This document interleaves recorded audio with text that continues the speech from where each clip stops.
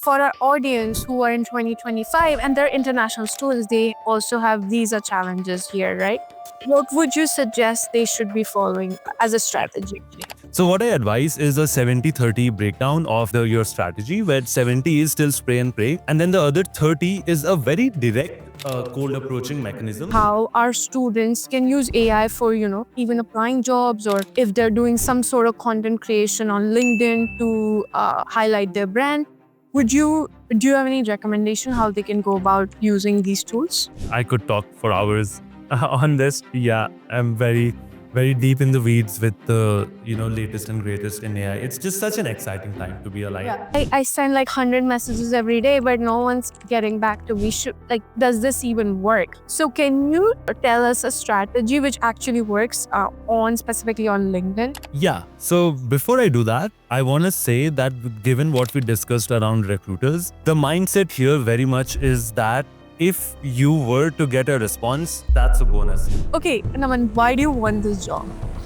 Ooh, yeah, that's a good one. Describe a project where you failed.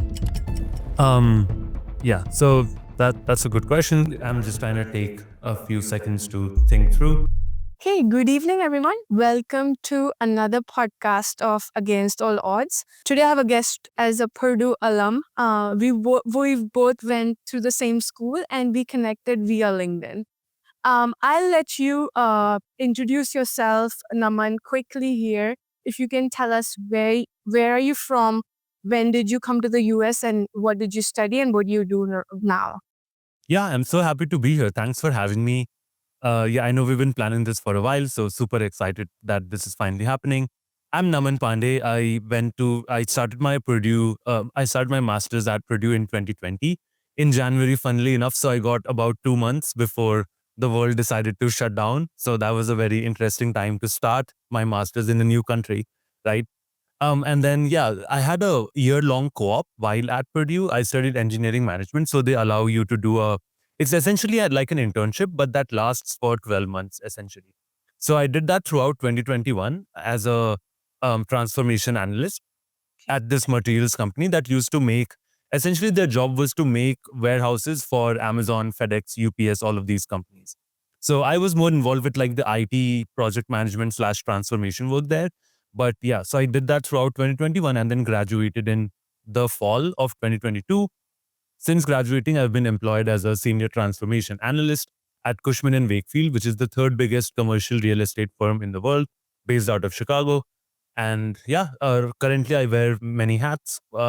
Aside from my 9 to 5, I also have a podcast which obviously we connected about, and we have that in common. So always good to be talking to a fellow podcast host. But yeah, it's called Ready Set Do, and I like to talk to people who are just a few steps ahead of people that haven't started at everything ever. So I'll pause there, and I don't know if you wanted me to double click on any of those aspects, but that's just, I guess, a brief intro about who I am and what brings me here. Yeah, thank you, Naman, for sharing that with us. I will let you take us through your journey for specifically for jobs markets. And as you know, the market is really brutal since 2023 till now. It's been a challenge for a lot of people to get a job. So that's why I called you on this podcast to get your 2 cents and talk about different strategies, such as we want to talk about LinkedIn. What's your strategy for writing a DM or cold messages, and how a lot of people are underutilizing LinkedIn, right? And how should we start using it differently? So, Naman, how did you land your current role? Yeah. So obviously, as you said, right, a lot has been said and discussed about the various strategies when it comes to landing a job. I would like to break it down roughly in my mind the way I view it. There's two broad approaches, right?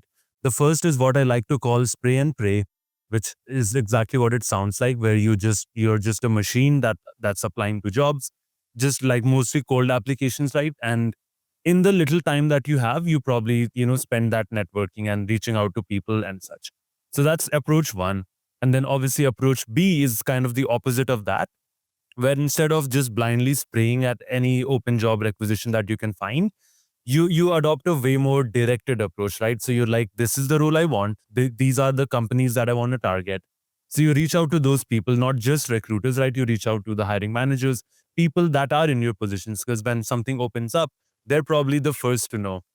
So I want to, before I share what I advise the people that I mentor and like, just my friends that I talk to that are currently in the market, which is kind of also my source of information for a lot of what I'm about to say. Because again, I haven't been in the job market in 3 years now. So naturally, your listeners might be like, why is he just waffling random stuff? Like, where is this even Yeah. coming from? But this is where it's coming from, right? I've been super involved with for the past 2 years with over like a dozen people, not the same dozen people, like because they get jobs eventually.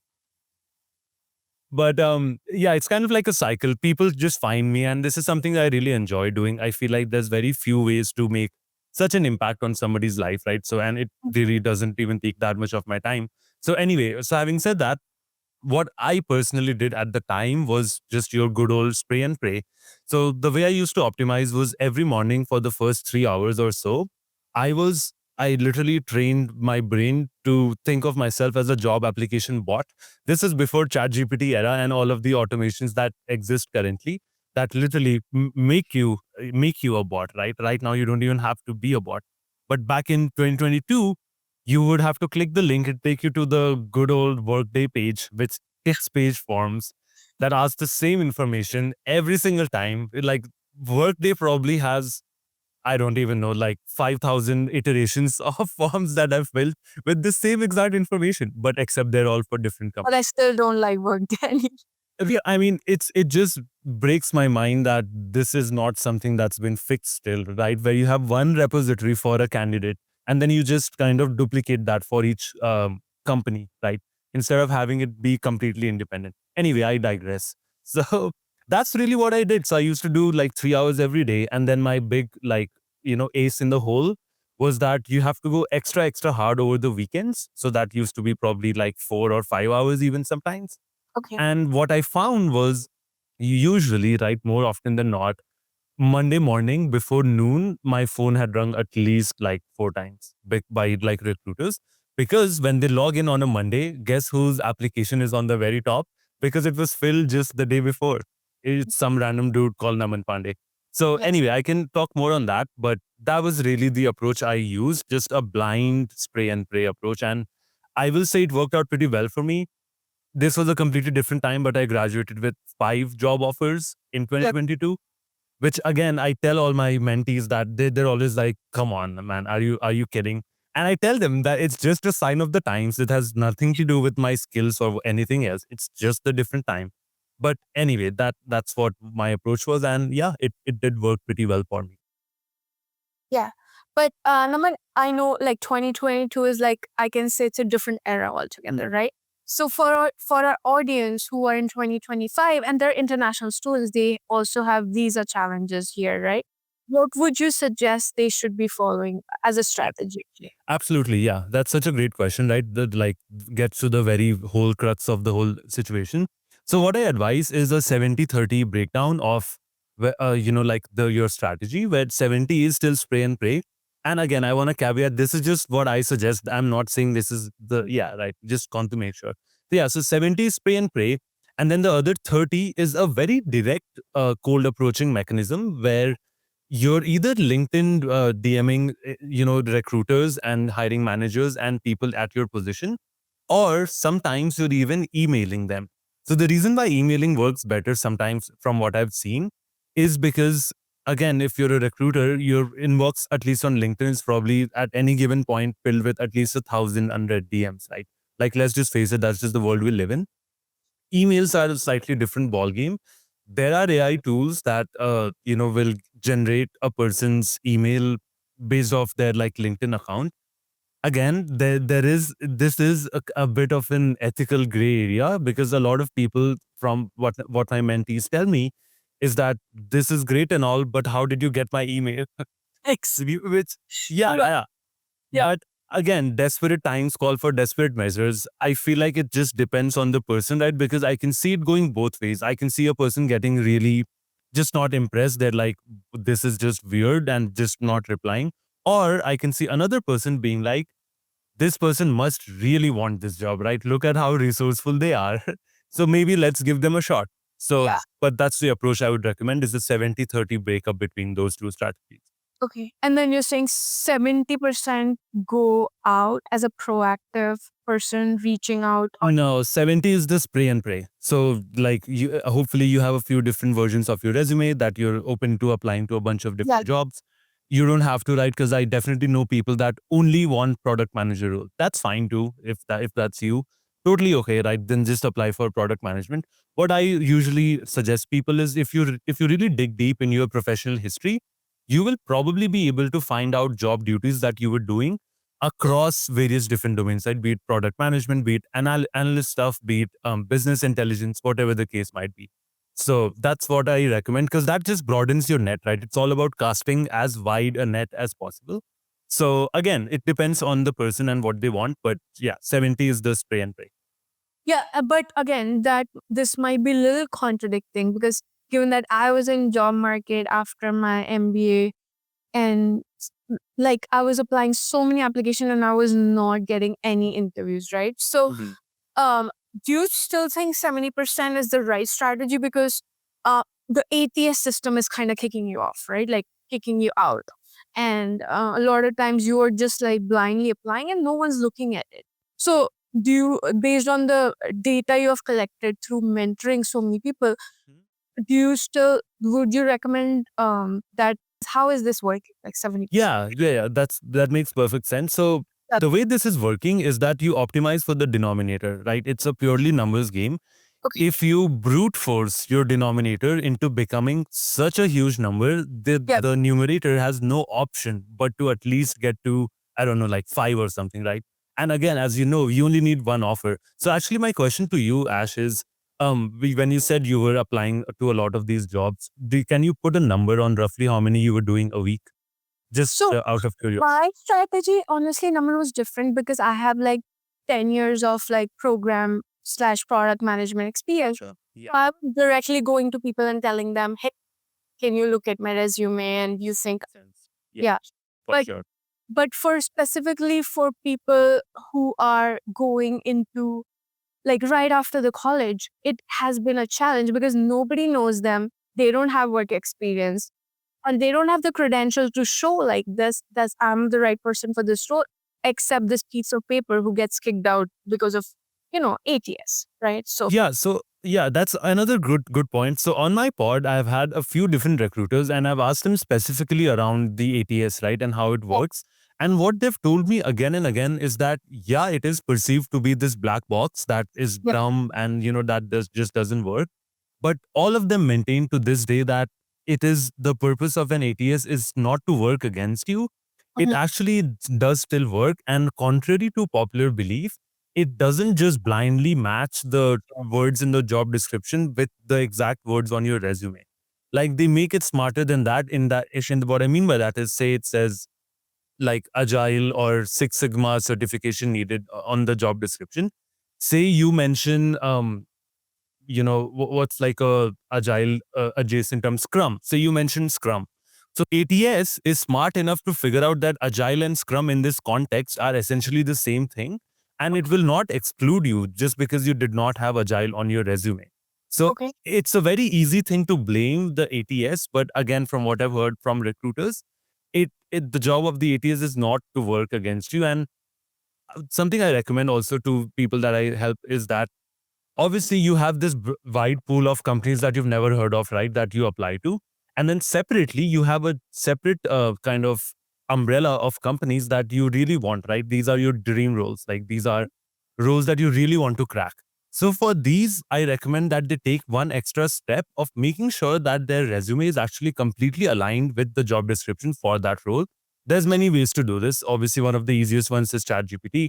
Make sure you start with your good, nice, actual bullet points that you wrote, because in my experience, it doesn't do the best job of writing resume bullets. You still have to do that. But what it is good at is once you give it like the boilerplate that you wrote, it's good at editing that to match some of the words in that job description. So maybe you can break it up, like if you're doing, say, 100 applications every day, maybe 20 of the top ones that you really care about. I think it makes sense to do this one extra step to personally or customize your resume for that specific job description as a means to beat the ATS. Okay. And does this, like the top 20 you're saying, will this, now you have applied, are you suggesting that they should be reaching out to recruiter after that? Absolutely. They A a sec- 100%. And not even for the 20, I actually recommend that you reach out to the recruiter or any person associated with that company in any form whatsoever for any role that you apply. Because again, and I'm so glad you brought this up, right? That role has probably 1,000 applicants in 1 hour of it opening, right? What are you doing to stand out? That's just the name of this game. The whole point is to not, fit in with the crowd. So even if you send a message, let's even say the recruiter doesn't even read your message, but they're probably skimming through their inbox. They see that name, and then they see maybe that same name they notice on their ATS. Subconsciously, they're like, "Whoa, why does this name sound familiar?" Maybe they click you. I don't know. That can be the difference between you having a job versus someone else. So I would always recommend that you reach out. Always. Yeah, yeah. And Naman, I talk to so many people who are looking for a job, and um, one of the things people say that, hey, nobody replies back to me, right? And I send like 100 messages every day, but no one's getting back to me. Does this even work? So can you tell us a strategy which actually works on specifically on LinkedIn? Yeah. So before I do that, I want to say that given what we discussed around recruiters, Yeah. the mindset here very much is that if you were to get a response, that's a bonus, right? That is not the norm. That should not even be your expectation. That is, victory. Here, you hit the lottery, pretty much. And I'm just being real because, again, go ask any recruiter ever of like the smallest company there is, and their DMs are literally overflowing with messages. And I don't even blame them. I won't even check that. Would you? Right? It's just Yeah. too much to keep track of. And these are people that want to help you, right? Recruiters are some of the kindest, nicest people that I've met. They want to help you, but again, they have 24 hours in the day, same as you and me. So that's my first thing, which is why I recommend that instead of optimizing completely for recruiters, it makes sense for me to optimize for managers or just like people in that company at the role that you're applying, right? Oh, And that has a much higher chance of getting a response because probably these are not people who have thousands of unread DMs in their on their LinkedIn. Now, as for the message itself, mhm. the framework I follow is it's very simple. It's actually I've begged, borrowed, and stole it from a few different places. I can't even keep track. But Okay. where I've landed on is you always begin with, and if you want, I can share like the written blurb for you to flash here when this airs. But yeah, just for talking it out, it always begins with, I know you're super busy and get a lot of messages. So this will only take 30 seconds to read. This has to be your first line, right? Because again, you can't be like, I am blah, blah, blah again, because nobody cares. I'm sorry. Like, I'm just being real. Nobody cares. But if you start with that, then they're like, okay, I guess I have 30 seconds. Fine. What's up? And then you're like, again, don't start asking for a job. Just be like, hey, I came across your profile. What you're doing at X and Y company is very close to my career goals. And I hope to do something similar one day. I'm just reaching out to connect with you and follow and learn along with your journey, right? So you do that.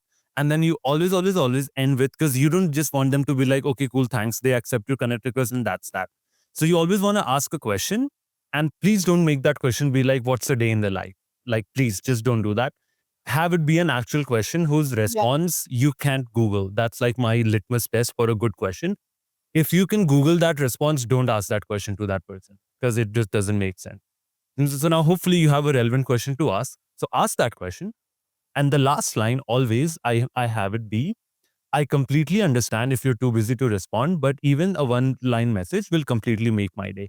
Now, the beauty of this last line is that Yeah. completely removes that annoying expectation that you feel that, oh man, now I have to do something for this guy.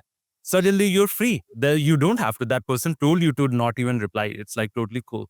And that's what makes people replies a lot of the time. So Yeah. there's no such thing as 100% hit rate, right? But I've seen this work many times across industries, across various contexts. So Yeah. yeah. Can you put a number on this, like for the success rate on this? Or I don't know if you were tracking or. Yeah, so I would say for when I'm reaching out So again, I'll be fully honest. I stopped doing this for job stuff because I only mostly do this for the podcast now. So slightly different context, I would say.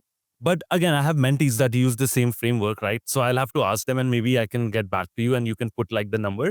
But for the podcast, I would say at least it's like 40%, I would say, which sounds pretty bad. I know, but it's No, no, not that bad. 40% is a big number because you're asking a random person to come on your podcast. Um, Exactly. and and I know you have a lot of credentials. You have so many videos.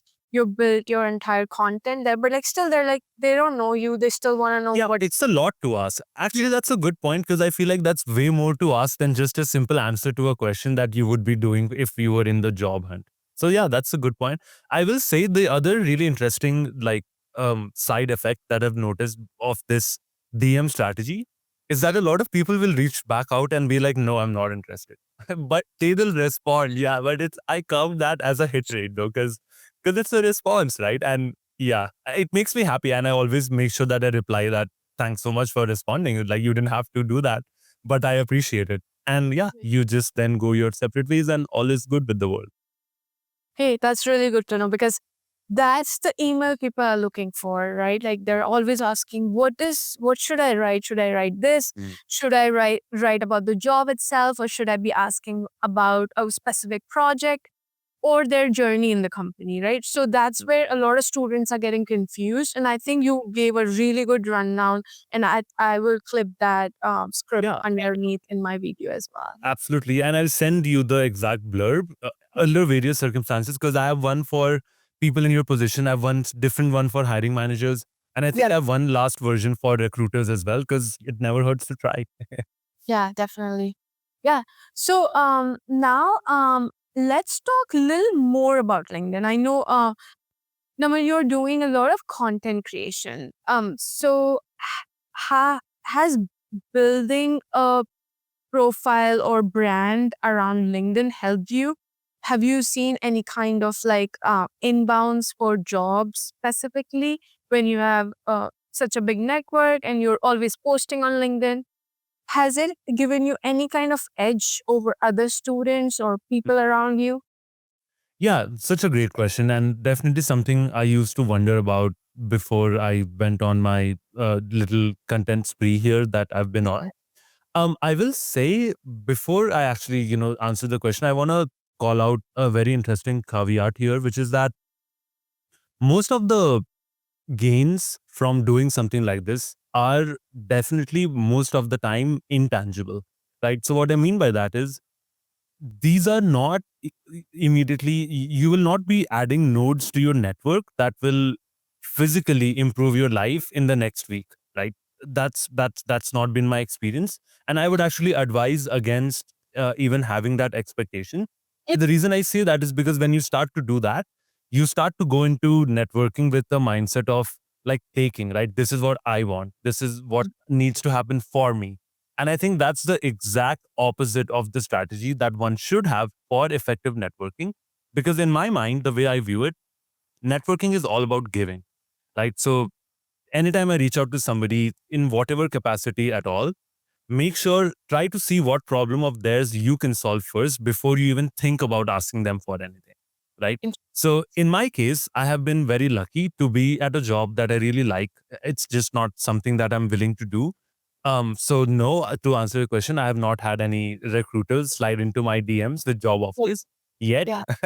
But what has happened definitely is really high profile guests, really, people, creators that are huge on LinkedIn. I'm literally a minuscule speck of dust in compared to like how many followers and such they have. But there's almost this like it feels like when they talk to me or when they're reaching out to me for like various things, I feel like an equal to them, and this is saying way more about them than me because they're just so kind and nice, such nice people.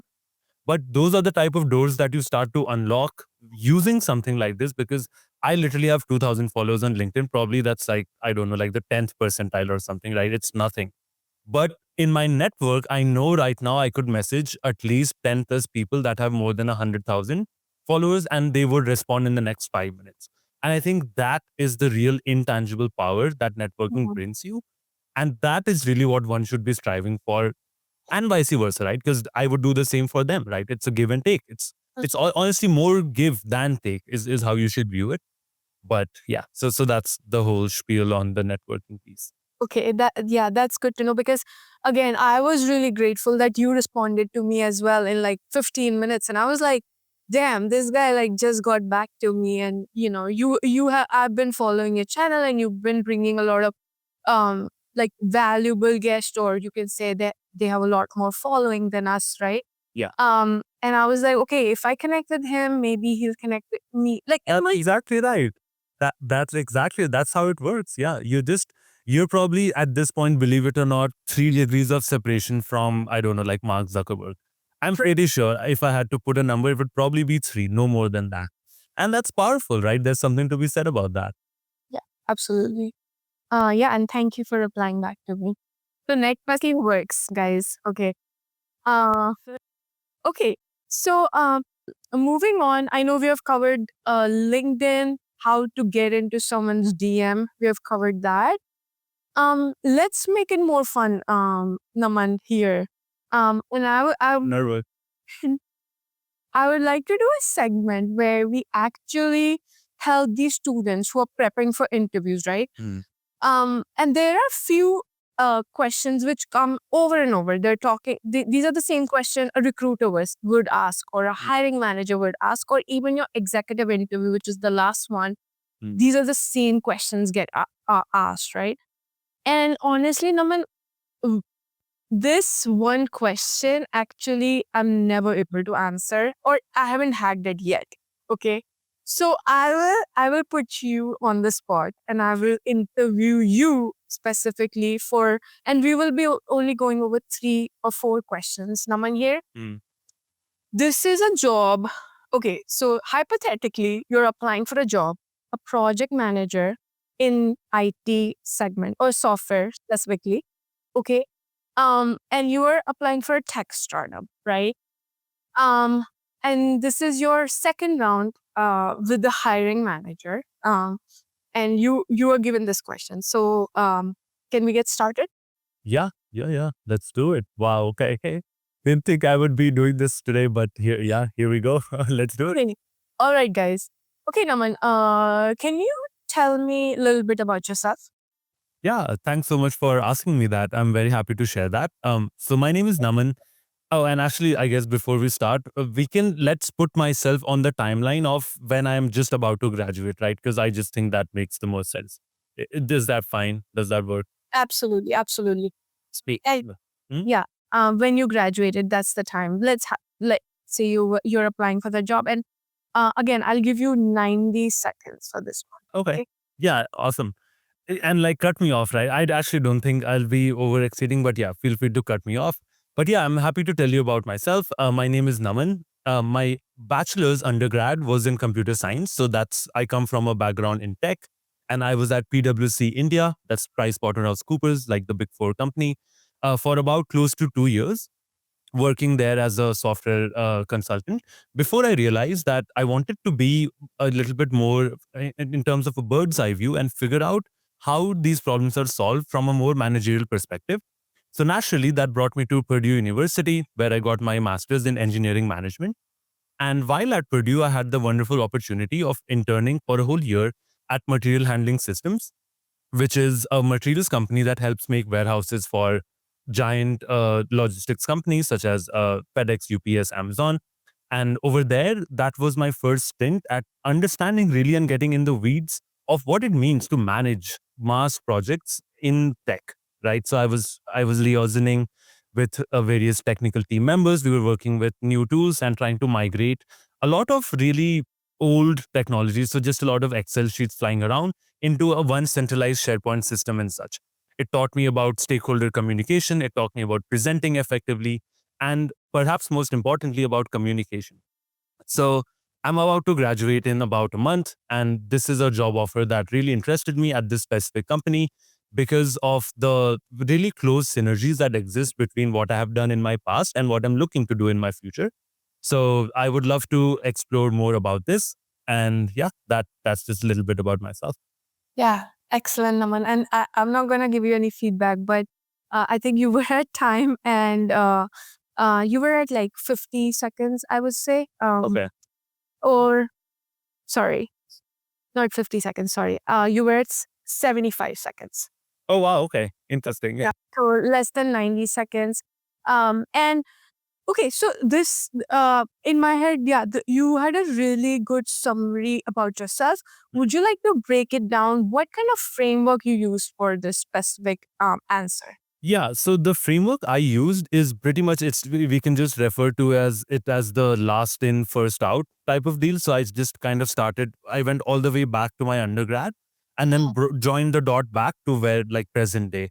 So my reason for choosing this framework is just because in terms of storytelling, I think it's the easiest to follow, because the thing you have to keep in mind when you're a recruiter doing these screening calls is that you probably do dozens of these every day. Ideally, you don't want to put them in like a Christopher Nolan-esque storytelling mode where you are jumping back and forth between timelines. A lot of Yeah. things are happening in between. Like, let's just make it as easy as possible for them to digest. That's the goal here. It's not for you to win a storytelling prize. That's just my perspective. So that's the perspective I use, which is like the most simple bare bones framework. Just start at the very beginning, go back. I do want to call out some other frameworks that are also effective, Okay. that your listeners are welcome to use. One of them is obviously first in, last out. So you start with kind of present day. So in my case, I would have talked about that I'm graduating. Then I would have talked about my internship experience. Then I would have talked about masters, then PwC, and then undergrad, right? I just think it's a little bit less effective because it takes you far from where you are currently, in my mind, right? Mhm. Now, however, there are some other advanced frameworks. So I interviewed interview coach Varun Negandhi, who's like one of the, like my mentors, really cool guy. And he pretty much runs a company basically just being an interview coach. So I actually had him break down this same question for us, right? And the framework he recommends is basically called, so it's a three-part framework, and it's essentially growth, spark, and then idea, right? So how it works is you kind of start with where your seeds were planted, and then what was your spark. So it's like one key notable position in your journey that sparked wherever you're trying to get to. And then finally you kind of conclude with, this is kind of why I'm here. So in my case, my spark would have been my getting that master's, because I was trying to bridge the gap from being a developer to being a manager of developers, right? So it couldn't have happened if I hadn't gone through that single node here. So again, there's many frameworks to this. I would just err on the side of, keep it simple, silly. And yeah, so that's kind of Yeah. what I would say. What I used to do was like initially when I was learning, I would be like, I would have such a big tell me about yourself, right? I would try to tell everything I want to tell them. It's more of like vomiting in front of like the hiring manager, right? Interesting. Um, Yeah. and I was given a feedback, hey Ash, stop. Like this is too long, right? You're going for like 3 minutes. I kept going, right?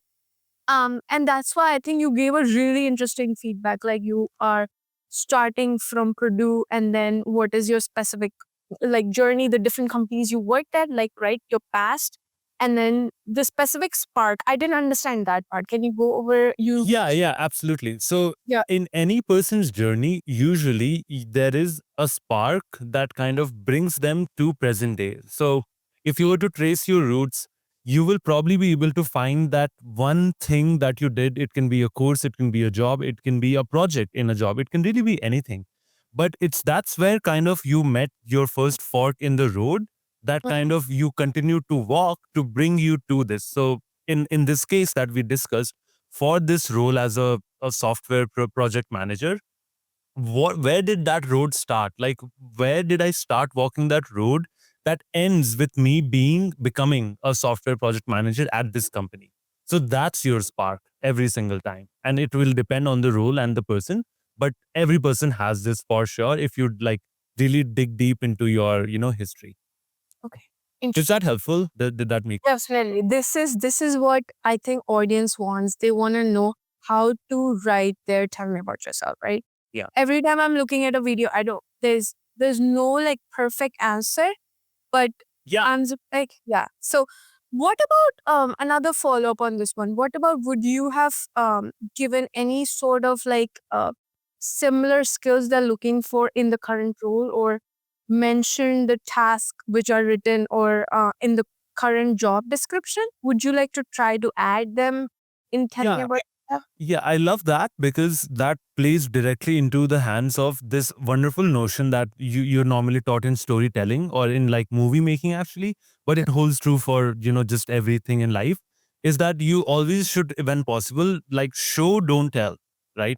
So what I mean by that is what I would have done to your point when I was talking about my internship experience is I would have highlighted specifically my management of the project that we were making that was involving software at that place instead of being like, I have the following skills and then skill one, two, three.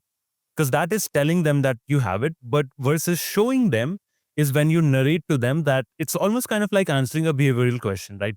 Where you're like, this is what I did, and you know that that is the meat and bones of this position.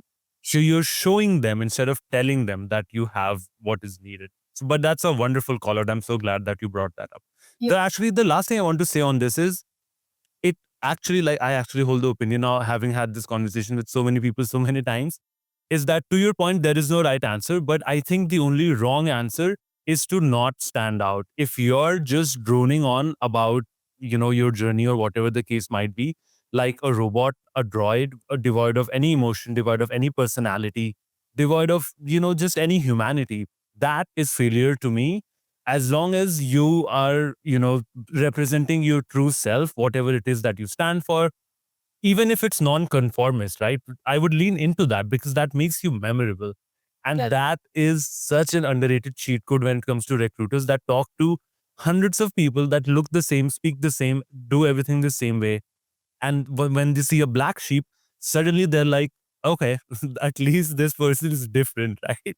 That's So just that last thing I wanted to add to this. yeah. And a lot of times students don't get that. If they got an interview, that means they qualify for the job, right? Mm. You don't need to tell every second thing you've done in your previous job in tell me about yourself, Yeah. as well as sometimes leave some, like interest or what's the right word? Excitement, right? Like, Yeah. right. And I like to close it out like for fun, I like to play poker. And that has been my passion for almost That's, 13 years, right? that's And amazing. Yeah. yeah, and you would be like, okay, this girl plays poker. Like usually that's not a norm, or like you might not have seen a lot of girls playing poker. So, and that's when my initial hiring manager, previous hiring manager was like, tell me more about that. Nice. He didn't ask me anything about the job interview or like, how do I do stakeholder, right? And that was more of like uh, breaking the ice moment for me. And Mm. I was like, yeah, let's talk more about poker because I don't want to talk. I would happily talk more about poker, right? Yeah. And but that's such a great caller because that is exactly what I meant when I said, be Yeah. yourself, put your best foot forward and such. So Yeah. absolutely. Yeah. Okay. Okay. Excellent. Okay. Moving on. Your next question, Naman, is again, you have almost 2 minutes for this one. Yeah. Describe a project where you failed. Um. Yeah. So that's a good question. I'm just trying to take a few seconds to think through and structure my response. Yeah. This is probably probably revealing too much, but a few different projects come to mind, unfortunately. But I think that's just the nature of, just the nature of the work that we do and how important it is to fail fast, right? But I think the project I want to talk about here is it's slightly unique in terms of the reason why it failed. So essentially, I was tasked with developing a Power BI dashboard that would be very stakeholder focused, right? So the people consuming it are, CXOs of this company of my previous company at my internship. And the goal was for them to be able to get a one-stop shop in terms of um, really progress metrics of the various facilities that we were developing all across the United States, right? So naturally, it was a very convoluted, pretty complex system, a lot of different data sources at play, starting with your good old, a lot of it just was housed on Excel, just because of how it was structured at that company at the time, being, like a smaller company. A lot of it, some of it was coming from data lake, right? And then a lot of just like random SQL tables just thrown in for good measure. So now the tough part, right, obviously was to consolidate all of this, figure out what story needs to be told, and then pick out the right visuals to tell the story.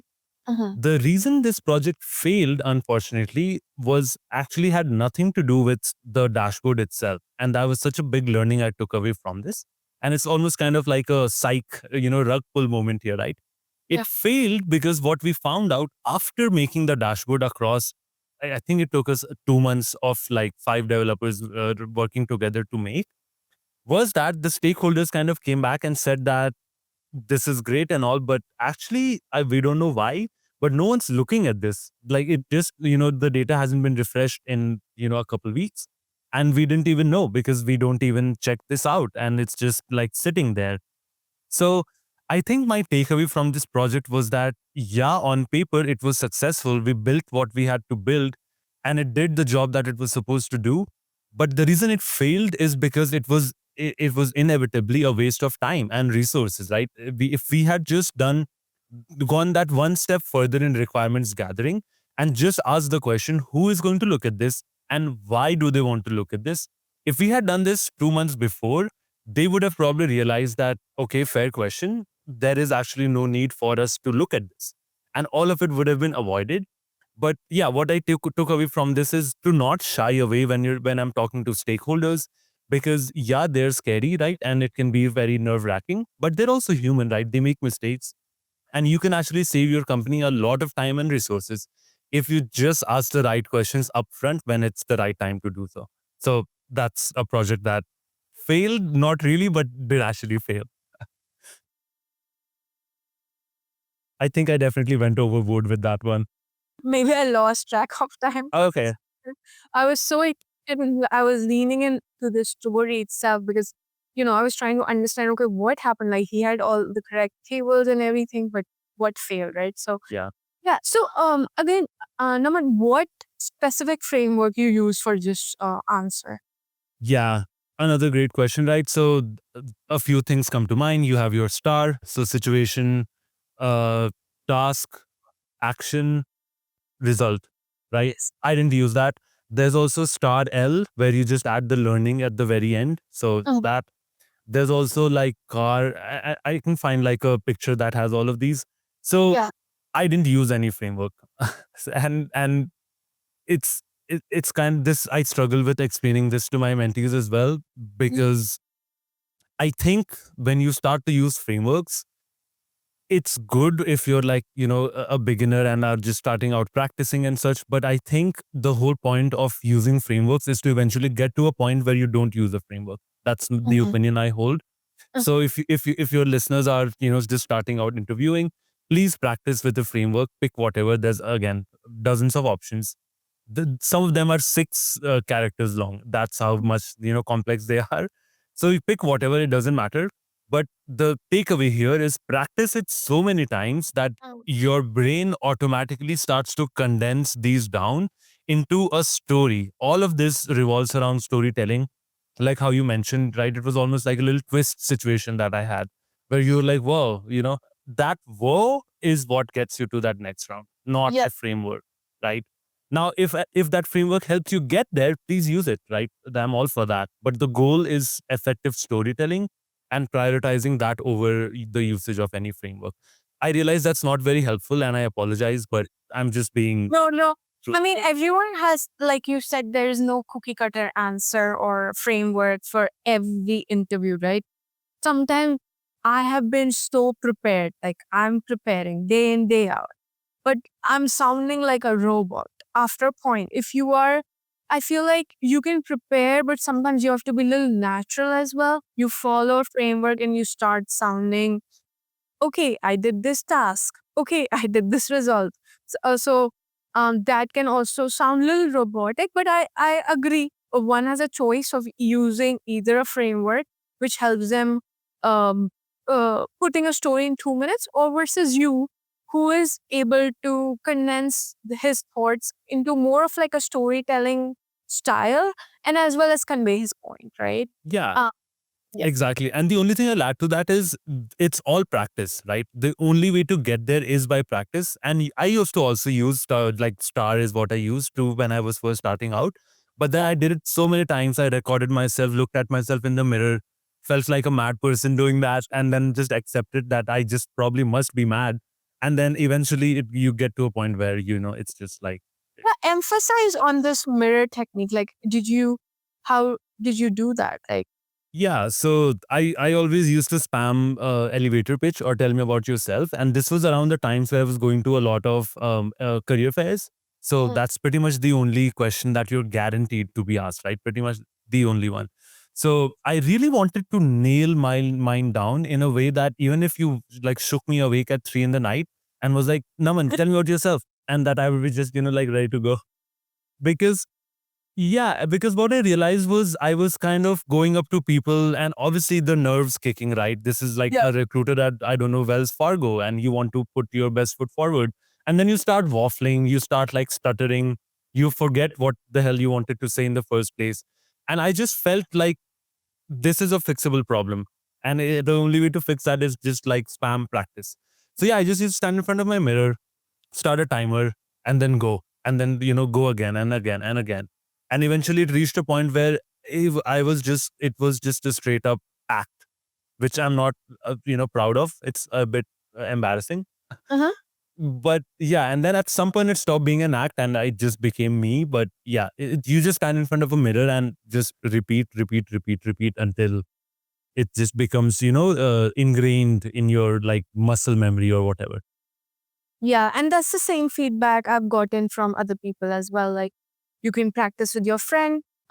Initially, I used to practice a lot with my peers and friends, and they would tell me, they would critique me, and then eventually, I got to a level where I started recording myself, and I wanted to see when I'm spending. Is it actually 2 minutes, or I'm like talking for like 6 minutes? Can I lose track? Exactly. Yep. It's so easy to lose track. The last thing I want to mention here, and please take this with a pinch of salt because it's, slightly wacky, but something that really helped me was also recording myself in actual interviews. So yeah, because again, when you're like net practicing, that's a very different situation from when you're playing an official game, right? So I used to always tell my interviewers that, hey, like this is one of my first times interviewing, so I'll be recording myself. Is that okay? Just to like make sure there's no ethical boundaries being crossed.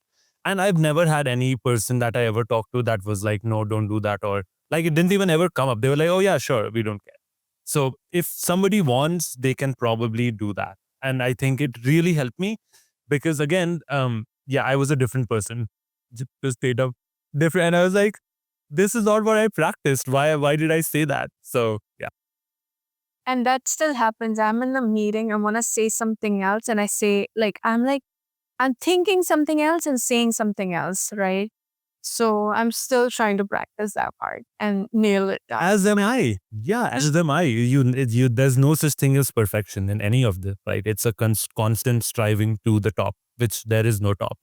So Yeah. And one more thing I'll highlight is like when I was prepping for these interviews, I always thought I should get a perfect answer. I was like looking for that. Oh, if someone asked me where I failed or a difficult project I managed, I should have a perfect answer. But I eventually realized your communication skills is the key part of these interview sessions, right? And that's where I leaned in or prepped so much more working on my communication. And I think a lot of students are missing that part. They're not working on their communication. They're just like preparing for these 6 questions and thinking they'll get through. But I think communication is the key player when it comes to these interviews. yeah, Yeah. I like to call it the JEification of job interviews. What's that? So you're just it's kind of like how software developers grind lead code for just months on end to get to that job without like figuring out any actual coding. It's just a grind at that point. So I think what a lot of international students, especially from India, tend to do is to just kind of figure out ways to practice hack interviews, and especially what you said specifically around communication, where there is no such thing. Unfortunately, you cannot, there is no mock test here. There's no like 6,000 questions that you can solve. the only way to actually get good at communication is to, in my opinion anyway, is to at least have a goal. And this is something that I still do to this day, starting from my master's days, right? Is to at least talk to two people every week, like two strangers every week, actually. So these can be online, this can be in real life, wherever the case might be. But what I still do, as I said, is I challenge myself to go out there and just have a conversation with anybody ever. It doesn't matter what you talk about, it doesn't matter who they are. This has nothing to do with the job. But what I found was if you do this again and again and again and again, I think you just begin to understand people. And at the end of the day, what I think really gets you hired at the very base meta of it all is the interviewer thinking, do I want to work with this person? If this person was seated beside me for 8 hours every day, how would that make me feel? And if you can convince them that the answer to that is yes, this is a fun person to be around, they're pretty chill, I think we'll have a good time. Honestly, they will probably even ignore what skills you have. Like, this is kind of way out their opinion, but I do think it's true actually at the end of the day. Because humans are humans, right? And the only way to get good at this type of thing is to really just put yourself out there and really understand humans. Yeah, I agree. Yes. Okay, Naman, to our last question of this segment, right? Um, and I apologize to put you on the spot. No, no. I'm happy to be, yeah, I'm definitely sweating, but It's like call the guest for to share the interview tips and like started interviewing. Okay, Naman, why do you want this job? ooh, yeah, that's a good one. Um, so I just realized as I started to formulate my answer that because we haven't kind of specifically nailed down exactly what company, when it was formed, what products it makes, how long it's been around, etc., etc. It is slightly a little bit difficult for me to just like fly off the handle and say random things. So, is it okay if I talk through the structure that I would use to answer something Yeah, like? yeah, just share the structure, please. Yeah. Perfect. Yeah. So the core to questions like this is when like an interviewer asks this to you, what they're really looking to do is find out if you've done your homework. It's really as simple as that, right? And this is good. This is wonderful news because if you do your homework, then it's very, very easy to just knock this out of the park. Now, unfortunately, on the flip side, if you haven't done your homework and if you just go out there and say generic stuff that everybody ever says, right? Hey, I need money. I mean, obviously, nobody says that, but you know what I mean? It's like borderline. Yeah, everybody says this type of stuff. I'm looking to put myself out there. I'm looking to learn new skills, but don't say any of that, right? The only crime here is to be generic. So, how I would go about doing this is actually go and read about the company, like find out random press articles. I remember interviewing at this company whose name I probably shouldn't drop, but they were an AI company based out of California in 2022. And I just, while doing this type of research, I found this random press article that was basically going after them for like, a product that they had made was not doing very well. And it was basically like a smear attack on this company. And I was asked a very similar question by this recruiter at in my, I think it was my screening round for this interview. And I actually told her that eventually my goal is to make your product so robust that articles like that don't come out on the internet. And I remember her telling me at the end of it all, when they gave me the offer, that she was just blown away that I had even read that article, let alone like find it. So again, many different ways to approach this, but just go and actually do your homework now. Like O3 deep reasoning with search will one shot this, right? Like it's a no brainer, just one prompt and it will give you literally every single article that's ever been written with a summary too. You don't even have to read anything at this point. I didn't have that at the time, so I was just manually doing all of this. But yeah, so that's what I would do. Just do go really hard on the research, and then honestly, just find ways to drop in all of like your cool tidbits that you've collected while you research, and then obviously tie that in with your past experience. So again, show don't tell. If you've done something in the past, and if that's something that you found about the company, connect that, right? Just be like, I've literally done this. This is on my resume, right? And this is also literally what you want. And like 2 + 2 4, and like if you can communicate that effectively, it becomes a very, very easy slam dunk. I actually think it's one of the easiest questions that you can get, again, given you've done your due diligence. Yeah. Okay, yeah, that's excellent because that pretty much sum up like why should they be hiring you for this role, and they were only asking you to do your research. That was the only thing they asked, Absolutely. right? Yep. And that makes you stand out for this question, right? Because a lot of people are not, like I've seen, are not prepared for this question. They go into interview thinking, okay, I will tell them everything about myself. But what about the company? Why are you even going for like Google interview or LinkedIn interview? I know everyone high level knows about this company, but what about the products, the new Yep. projects they're working on? And the team too, right? The team is Yep. super important because that's where you will be. You won't be probably working on search at Google, right? Maybe you should be. But Yep. yeah, so exactly. I love that call out. I think that's spot on. Also, another call up, Naman, is how will a person know about ins and outs of the company is by talking to the people at the company, right? And I think that was the game changer for me when I was prepping for the interviews, right? Like, go talk to as many people you can if you're interviewing for a specific company, such as Google, right? And ask them what projects they're working on, what kind of teams do they have, and as well as what kind of person are they looking for, right? That will give you 60%, and just plug exactly with that data, plug that into your answers, Yep. That's right? exactly right. Yep.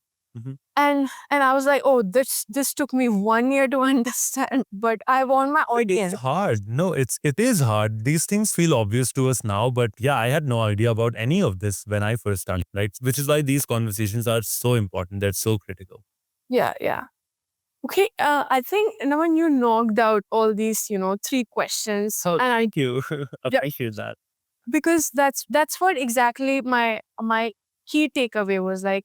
Let's show our audience how to answer these questions, and we had to gamify this, right? Yeah. Um, and yeah, this was amazing. My last segment would be related to AI and how our students can use AI for, even applying jobs, or if they're doing some sort of content creation on LinkedIn to highlight their brand. Do you have any recommendation how they can go about using these tools? Yeah, yeah. I could talk for hours on this. Yeah, I'm very, very deep in the weeds with the latest and greatest in AI. It's just such an exciting time to be alive. Yeah. But yeah, to actually answer your question, I would say probably for me the lowest hanging fruit, if I were a student right now, something that's super underrated, I feel, in today's job market and not nearly enough people leverage, is just your personal portfolio site. So the way that looks like, so I'm not just referring to like a site that basically is your resume, right? Well, it is that, but it should be so much more than that. So what I mean by that is, say you're a BI analyst, right? That means probably, hopefully, you have made a Power BI projects in the past, right? Now you have that in your resume. That's great and all, but what is the dashboard? Like, can I see the dashboard? Is it like two random bar charts that you threw together in 10 minutes? Or is it actually something that you took, 2 weeks to make?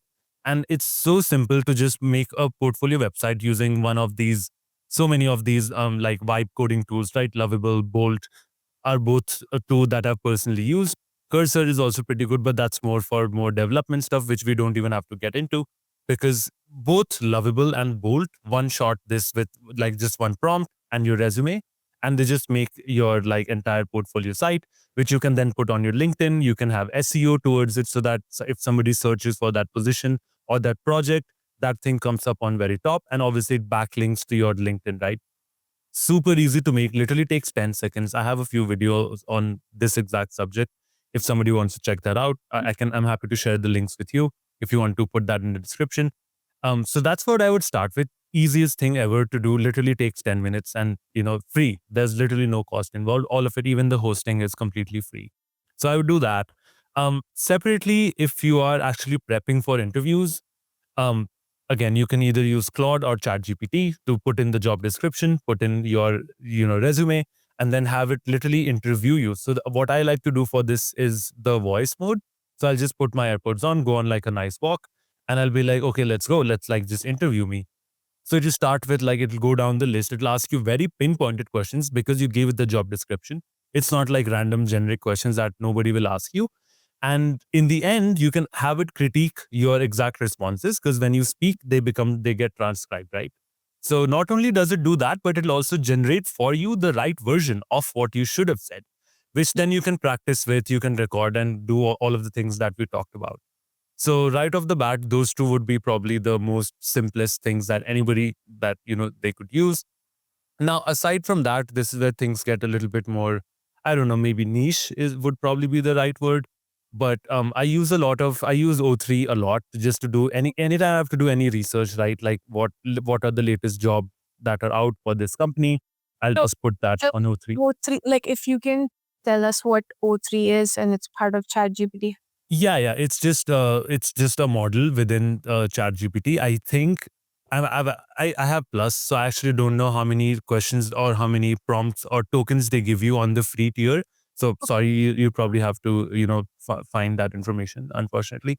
But yeah. So it's their most advanced reasoning model, right? So the difference between that and 4.0, which is like their most like base model, I would say, as of recording this in July 2025.